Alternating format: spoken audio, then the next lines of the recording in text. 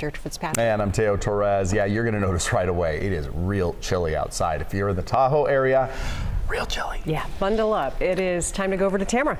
Yeah, you know, clear skies and lack of wind will do that for us. We've got temperatures right now around Rancho Cordova and all across Sacramento County, diving down to the 30s already at this top of the 6 o'clock hour. You'll notice while we still have a north wind in place, it's much calmer underneath this clear sky. We're still an hour and a half away until sunrise. Once the sun peaks out, we could even slide down into those upper 30s, like 37, 38 in a few spots, closer to around that 7-8 o'clock time frame. We'll have plenty of sunshine ahead with temperatures in the mid 60s by lunchtime and not much in the way of that breeze. We'll get into low 70s around 1 o'clock this afternoon, and that'll be our max for today. So while we're starting out crisp and cool, especially if you look around Fairfield where there's not much of a breeze, 39 in Fairfield, 39 in Stockton, 40 Modesto, 48 right now in Auburn, 52 in Placerville. All the way up the hill, you'll find widespread teens this morning at 16 in Truckee. I do expect we rebound nicely after this cool morning start. Sunny skies ahead for the foothills. We'll be into the mid 60s around lunchtime.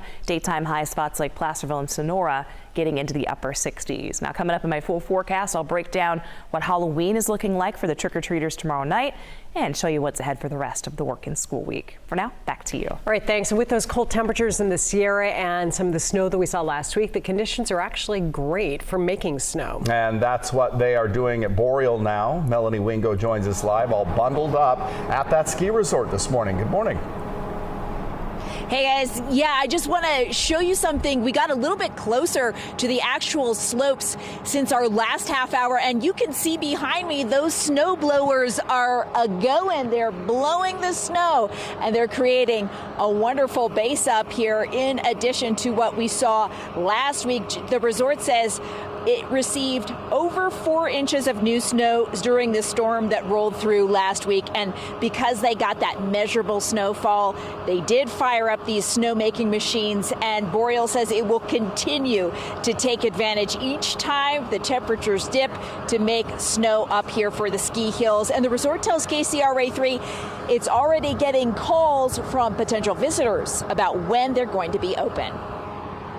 People are just jonesing. They're chomping at the bit right now. They're so excited for the snow to come down and for snow to mean that the ski resort is going to open. And with that, we're going to continue with our snowmaking efforts with all those cold windows, and we will open as soon as we can. And Boreal Mountain Resort has a scheduled opening date of November 17th. However, they do say if they are able to open sooner than that, they will. So lots of folks getting excited about what's up here on the mountain right now and the base they're creating here with the snowblowers and what Mother Nature is bringing in as well. For more on road conditions up here in the Sierra and all throughout the valley, we want to head over to Brian Hickey now for more about that. Yeah, looking good up there. Thanks, Melanie. Taking a look right now at West Capitol and Interstate 80. You can see here traffic heading out onto the causeway, flowing smoothly this morning. No delays to report all the way out through Fairfield. As I checked on the 80 corridor, Highway 50 looking good, and Interstate 80 coming in from Roseville down over the top and through the Cap City Freeway. No delays to report there. Calvine and Bradshaw just had a vehicle go off the road out into a field, so tow trucks are responding to that to recover that vehicle. So if you use that intersection, watch out for those folks on the shoulder. And 5 and 99, no problems from Elk Grove through the Pocket and the Florin Road area, still flowing at the limit. And we're looking good through Stockton on Highway 4 out to the west. No delays on that stretch as well. And then as we take a look at I-5 again, this is right near 120. We've got some heavy traffic there. We have a crash that is closer to the 5205 transition right around Manthe Road, and that's currently blocking the number 3 and 4 lane, and that is why we see a big backup in southbound 5 and westbound 120, both of those spilling over onto 5 to 205, and so a little bit of a delay there. But once you get to 205, 37-minute ride there, 580 at 27 minutes, and then again here in Sacramento, no delays. Back to you. All right, thank you. Rockland Police now investigating after a man was found dead inside a home. Police got that call about somebody who was unresponsive at around 6 o'clock last night at a home on Pine Street near Pacific Street. It's in the downtown area. Police got there and they found that man dead inside.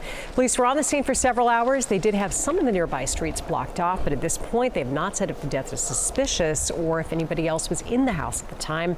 As more information comes in, we will of course bring it to you. Lodi police now investigating a shooting that left left an 18-year-old and a child dead, or wounded rather. It happened just after 3 o'clock yesterday on East Locust Street near Central Avenue. Officers arrived and found that teen and the child shot. Both of them were taken to the hospital. Their injuries did not appear to be life-threatening. This happened in a residential neighborhood, and police say they have collected evidence, but at this point, they are not releasing any information about a possible suspect.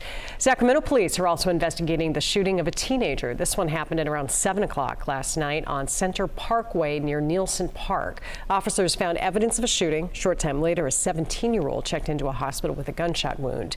No arrests or suspect information are released yet. Well, new this morning, Sacramento Sheriff's deputies have arrested a juvenile driver following an overnight pursuit.